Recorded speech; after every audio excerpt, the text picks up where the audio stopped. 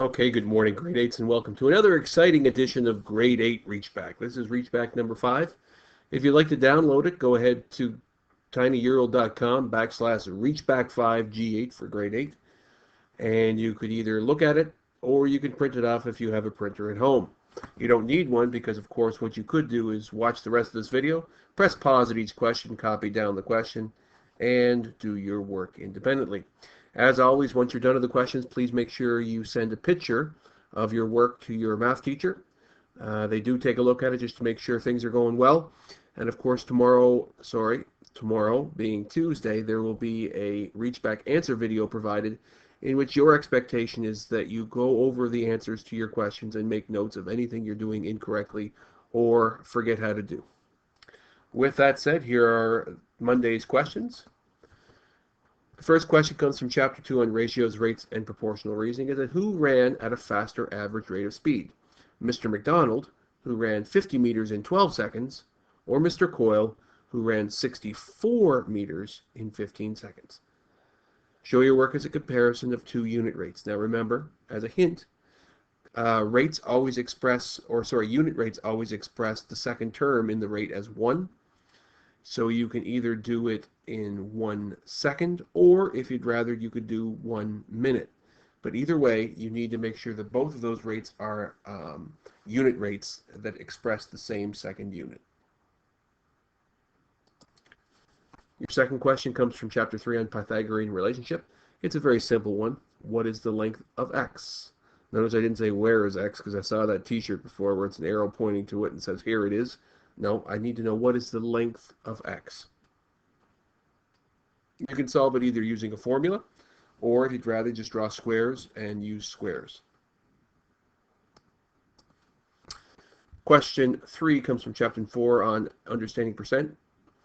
It says, which is more, 15% of $20 or 25% of $12? Show all reasoning. So this again, because we haven't started Chapter 4 this year, this is from your grade 7 math. Question 4 comes from Chapter 5 on surface area. It says, which has more surface area, the cube A or rectangular prism B? I'll scroll down just a little bit here for you. There you go. So using those dimensions, calculate the surface area of both the cube and the rectangular prism and determine which one has more surface area. Question 5 comes from Chapter 6 on fraction operations. It says, which is larger, 2/5 plus 1/8 or 2/5 divided by 1/8? Make sure you work it out and show all work and reasoning in determining which one is larger. This one takes a little bit of work because it does require, after you have them both as answers, you have to be able to then say which one is bigger.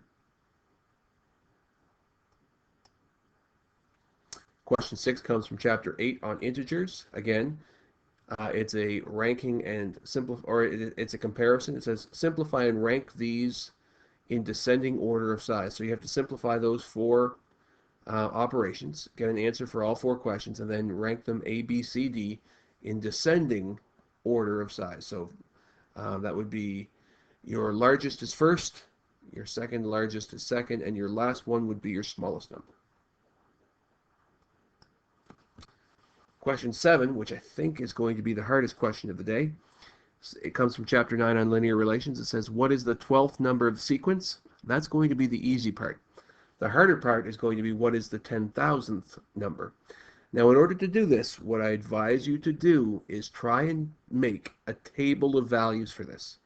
Remember, the first number is 1, the second number is 4, the third number is 7, and the fourth number is 10. So if you can make a table of values from what I just said, you should be able to find an equation and then the 10,000th number.